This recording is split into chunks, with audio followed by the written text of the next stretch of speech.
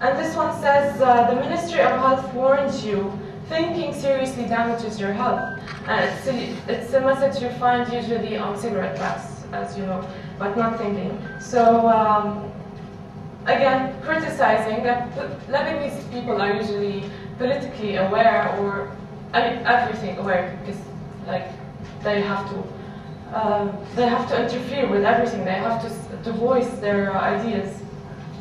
And this is in Saudi Arabia. Again, it's a form of lettering, but it's type 3D. Reminds me of the old sculptures of how in Islamic architecture, again, there was a habit of like dressing your walls with type, or type in the middle of the streets.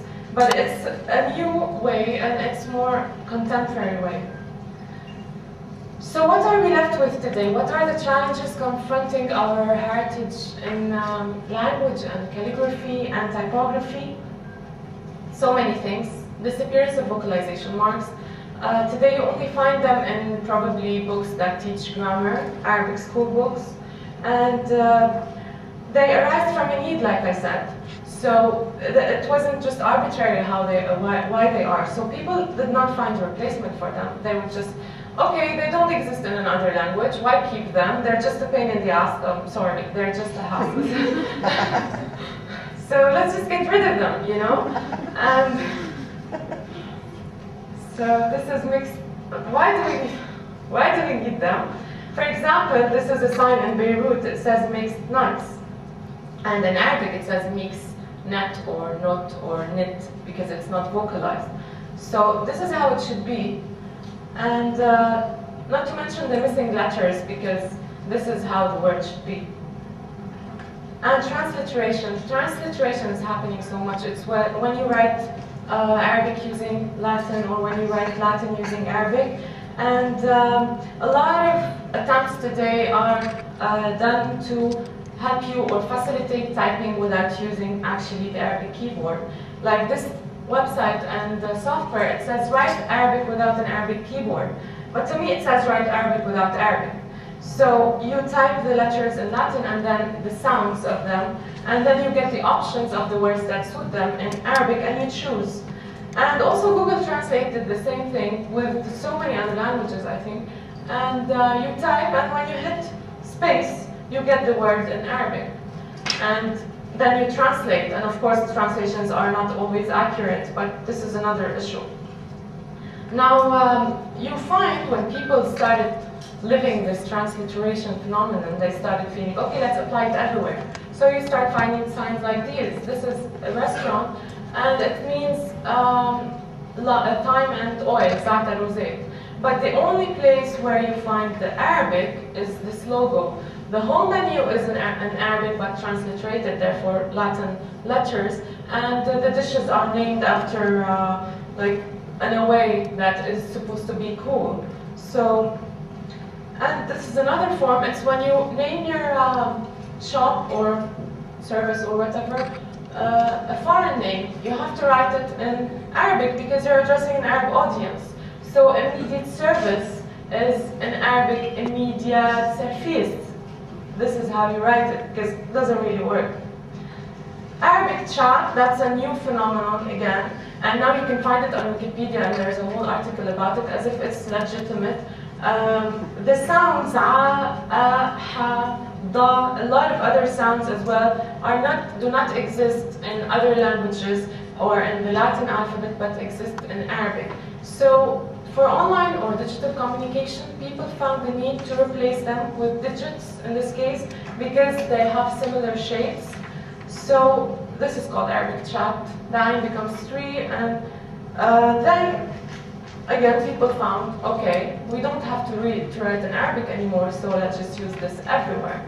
And you have another restaurant, it says ka'kaya or dough, and the ayn sound or a sound is replaced by the 3. And it's not even done in a visually interesting way. And this is a website, a logo for an organization, and the ha sound is replaced by the 7. But people, if we replace the ha sound with the h, people will understand.